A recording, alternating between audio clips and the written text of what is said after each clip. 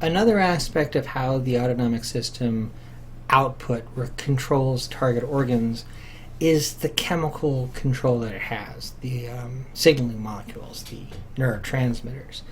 Now, this table just lays out in a very simple sort of four-square way the preganglionic fibers of the sympathetic and parasympathetic fibers and the postganglionic sympathetic and parasympathetic system. And as you'll notice, both preganglionic fibers, both for the sympathetic and the parasympathetic system, release the neurotransmitter acetylcholine, which is the same neurotransmitter that you learned about being released at the neuromuscular junction. So this is the other thing I mentioned a little bit ago that's similar between the somatic efferent and autonomic efferent outputs, motor outputs. Both of them release acetylcholine. And within the autonomic outputs, any autonomic output, sympathetic or parasympathetic, is going to synapse in a ganglion and release acetylcholine. Further, a similarity there on the target of that fiber, whether it's the somatic motor neuron axon or the autonomic preganglionic fiber, acetylcholine is going to bind to what's known as the nicotinic receptor.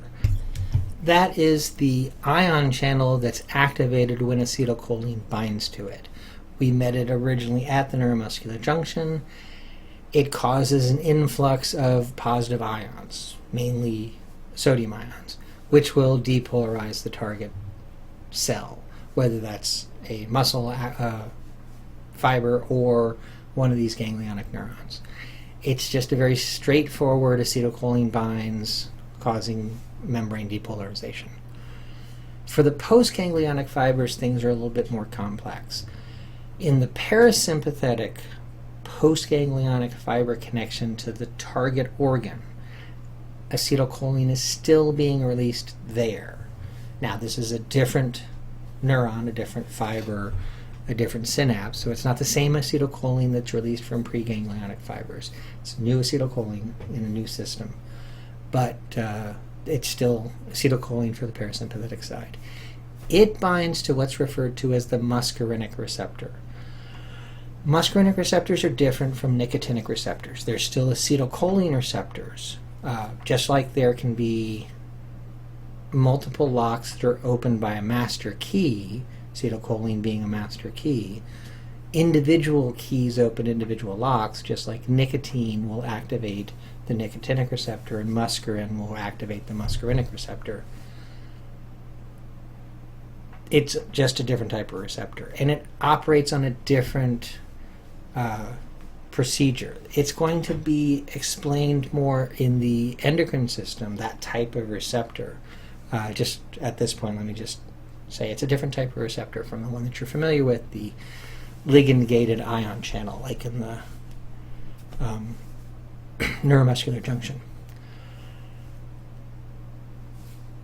Then for the postganglionic sympathetic fiber, most often what we see released there is norepinephrine, which is different from acetylcholine. Now, if you're the target organ, what's important is that you get two different signaling molecules. The sympathetic system releases norepinephrine, the parasympathetic system releases acetylcholine onto the target organ. And that's how the heart knows what to do, or the any target organ knows what to do. It's just in response to those signaling molecules. A target organ is going to have its particular muscarinic receptor and its particular adrenergic receptor, which are often classified as alpha or beta receptors, and there are actually multiple subvariants of those. So if we're looking at the heart, it's going to have an adrenergic receptor and a muscarinic receptor. Whichever one gets activated depends on which signaling molecule is released, which ultimately means which side of the autonomic system is active. Now, there are a few unusual situations for postganglionic sympathetic fibers. The sources describing this are not entirely conclusive in the research that I've done. So what I'm saying might be a little outside of the ideal of what's going on, but it's the concept I'm talking about is perfectly fine. There are other synapses that are slightly different because they aren't getting dual input. The autonomic system usually is controlling homeostasis through competing inputs. The heart rate goes up or it goes down, depending on sympathetic or parasympathetic input, respectively.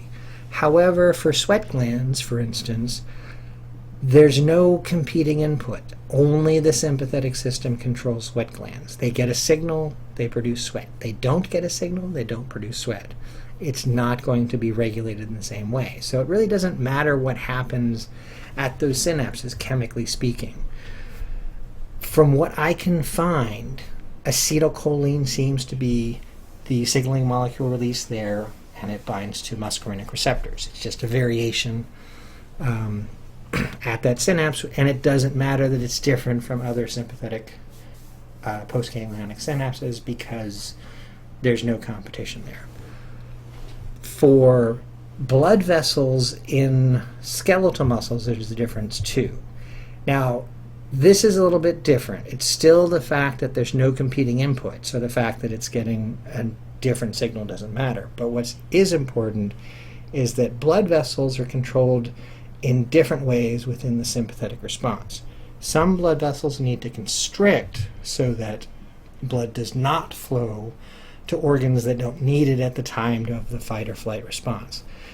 And some blood vessels dilate where blood is needed, like in the skeletal muscles. And so at the skeletal muscles, blood vessels dilate because the smooth muscle in those blood vessels responds to acetylcholine. Again, I haven't found a definitive source. It might be that it's a different type of connection, but the concept's still the same. It's an unusual situation because there's no competing parasympathetic input to those target organs. Now, a third difference is in the external genitalia. It's different here because for sexual or reproductive function, the regulation of the organ system is not exactly a competing system. There's not a sympathetic side and a parasympathetic side that do opposite things. There are two main functions that are responsible for reproductive function in the male external genitalia. There's the erection and ejaculation. The erection is under parasympathetic control and the ejaculation is under sympathetic control. Those two functions really ultimately should happen together in sequence. They're serial reactions rather than competing reactions. And so there's not a competitive input there. And I don't have any good data describing this, so I didn't put it in print at all. But there is also a difference in the external genitalia control for the sympathetic input that's going to control ejaculation.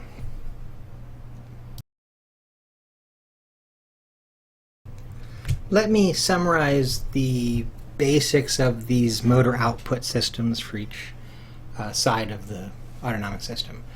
For the sympathetic system, the regular connections, and I'll explain the exception of that in a second. The preganglionic neuron is in the thoracolumbar spinal cord, thoracic or upper lumbar spinal cord region. The preganglionic fiber is short. It's just going to the chain ganglia or maybe to the prevertebral ganglia. That's going to release acetylcholine onto the ganglionic neuron. It doesn't say this here, but it's going to bind to the nicotinic receptor, which I mentioned earlier. Again, the ganglion is near the spinal cord, hence the short fiber. The postganglionic fiber, however, is relatively speaking long. Now, it might not be that long, but it has to go from the chain ganglia or prevertebral ganglia out to the target organ. Some of those can be quite long. For instance, sympathetic control of what's going on in the head with the eye or salivary glands or something like that. The ganglion is in the neck. It's around the cervical spinal cord region. It's connected to thoracic spinal cord preganglionic fibers, but the ganglion's in the neck region. And then the postganglionic fiber has to go all the way up to that target organ. the postganglionic fiber is going to release norepinephrine onto the organ. Now, there are those exceptions that I mentioned earlier, but for the most part, we can just stick with thinking of it as norepinephrine.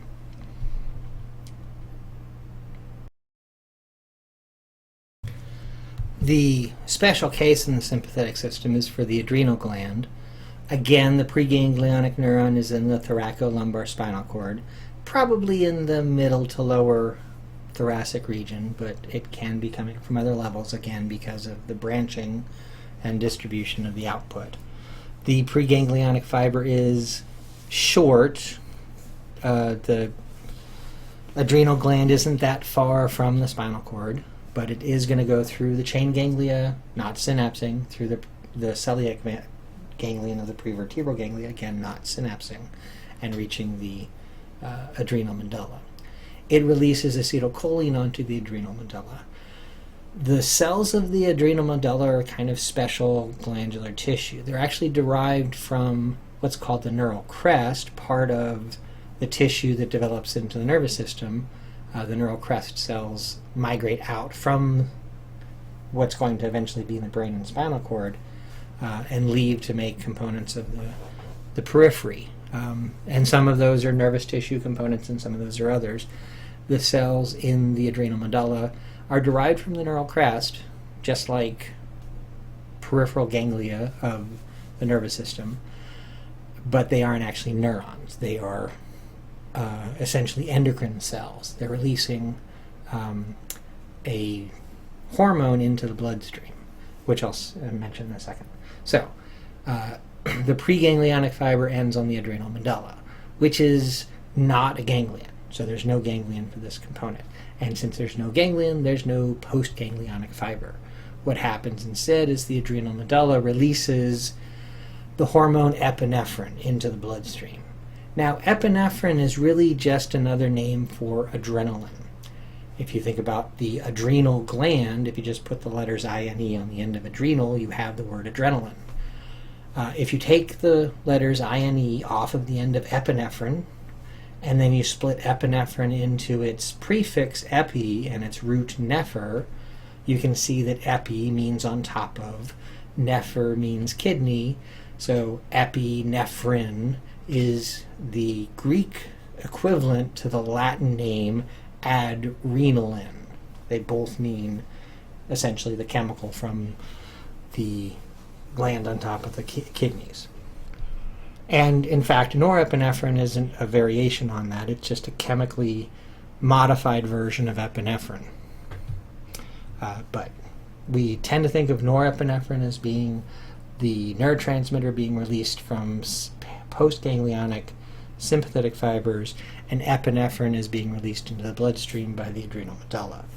They both bind to the same kind of receptor. They both bind to the adrenergic receptors, alpha or beta, depending on the particular target tissue. So they have the same effect.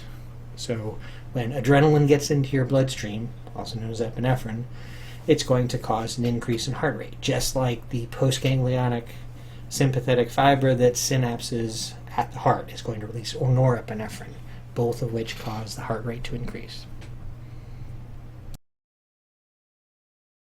So finally, the parasympathetic system can be summed up the same way. The preganglionic neuron is located in the brainstem or the sacrospinal cord. The preganglionic fiber extends from one of those locations out quite a distance, so it's quite long. It releases acetylcholine onto its target, the ganglionic neuron, and that ganglionic neuron is near the organ that it's influencing. So it's called the terminal ganglion because it's at the, quote, end of the line. The postganglionic fiber, therefore, is quite short. In some cases, in fact, really just within the wall of that target organ, especially the digestive tract organs or something like that. The postganglionic fiber also releases acetylcholine. The difference, of course, is the preganglionic fiber acetylcholine binds to a nicotinic receptor on the ganglionic neuron. The postganglionic fiber's acetylcholine binds to the muscarinic receptor on the target organ itself.